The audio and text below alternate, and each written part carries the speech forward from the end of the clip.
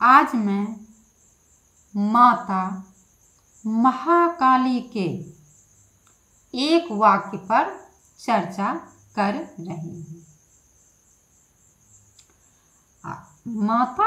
माता महाकाली और मेरे बीच में बहुत से वार्तालाप हुए हैं।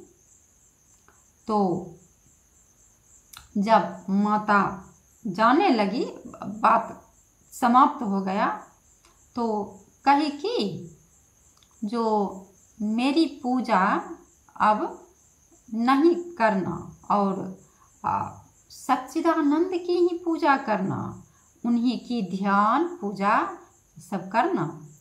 मैंने कही कि क्यों माता मुझसे नाराज हो गई हैं क्या? जो क्यों न माता की पूजा क्यों न करूं, ऐसे क्यों कह रहे हैं? तो माता को मैंने देखी कि वे बहुत चिंतित हैं, बहुत चिंतित। तो वे चिंता भरी थी और कही जो मैं माया हूँ, क्योंकि मैं सभी की रक्षा करती हूँ। मतलब आत्ताइयों की भी रक्षा वही करती हैं, सज्जनों की भी रक्षा। और जो अत्ताई हैं, राक्षस प्रवृत्ति के आदमी हैं, उसकी भी रक्षा करती हैं, सभी की रक्षा करती हैं। तो उन्होंने कही कि मैं सबकी रक्षा करती हूँ और इसीलिए तुम जो है सो सत्य की ही पूजा आराधना, सच्चिदानंद की ही करना। और मार्ग भी बता दी मुझे। मैं सभी वीडियो में कही हूँ, जो कौन शांति के संदेश का मार्ग है, वही मार्ग मुझे बताई। जो उधर जाओ और उसी ज्ञान को प्राप्त करके और तुम जो है सो उसी की पूजा आराधना करो। तो मैंने उनसे, तो वो कही कि मैं माया हूँ, मैं सबकी माँ हूँ, असुरों की, मनुष्य की भी तो माँ हूँ ही, लेकिन असुरों अर्थात राक्षसों की भी मैं माँ हूँ। मैं राक्षसों की भी रक्षा करती हूँ। इसीलिए तो माता कही कि हाँ, पूजा क्यों नहीं करना, कि झटपट पूजा करके उठ जाना, ज्यादा देर तक सिर को नवाए नहीं रहना, क्योंकि मैं माया हूँ, माया में फंसा देती हूँ। क्योंकि जो माया में फंस जाता है उसे दुख और सुख दोनों को भोगना पड़ता है। मतलब जो संसार में है तो माया में है ही, दुख सुख को तो उसे भोगना ही पड़ता है। लेकिन जो ग्रस्थित है माया में, उसको दुख भोगने में ज्यादा कठिनाई होती है।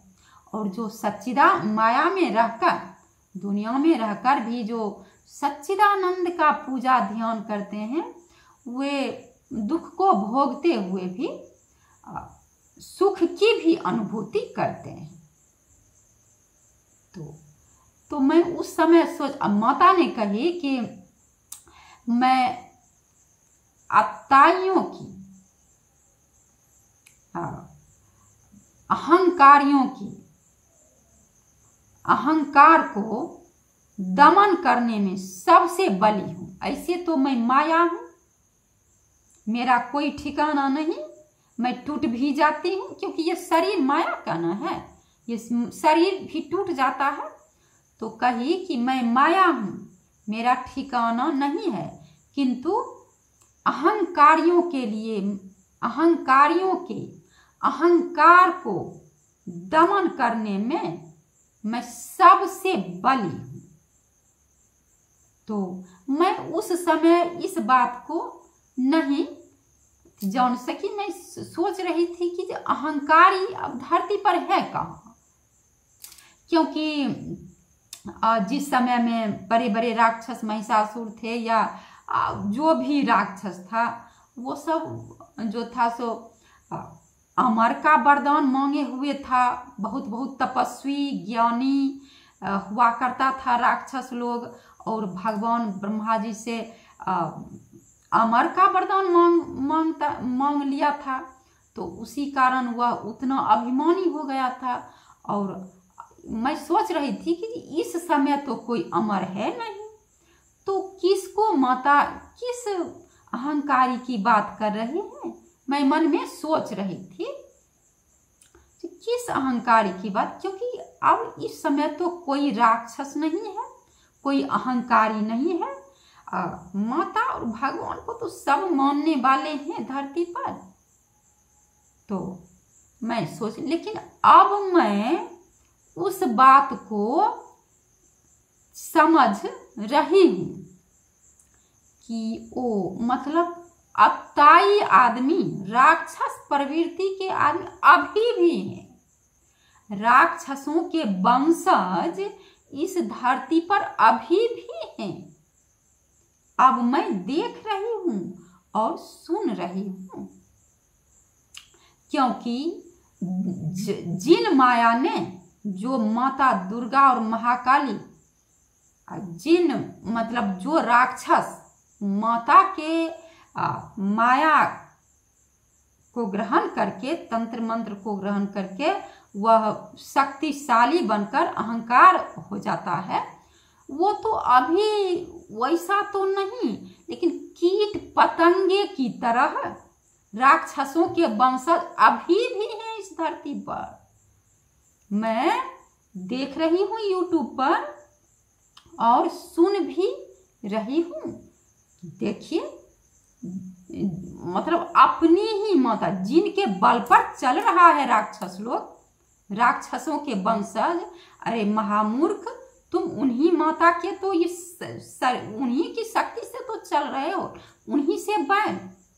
तब मैं समझी कि हाँ, अब मैं दिमाग में मुझे आ रहा है, जो इसीलिए माता ने कही कि मैं अहंकारियों के अहंकार को दमन करने में सबसे बली हूं। वही काम करते हैं। तो अब मुझे समझ में आ रहा है कि धरती पर राक्षसों के वंशज अभी भी हैं, और थोड़ा पंख उसे बन गया है शायद, और माता से ही दुश्मनी मोल लेने लगे हैं। उन्हीं की शिकायत, उन्हीं को गाली। बहुत अजीब बात है। तो ठीक है, माता ने कही तो करवे करेगी, और सज्जनों की रक्षा वे हर युग में करती आई हैं और अभी भी करेंगी। ठीक है, मैं फिर अगले वीडियो में आप लोगों से मिलूंगी। तब तक के लिए नमस्कार।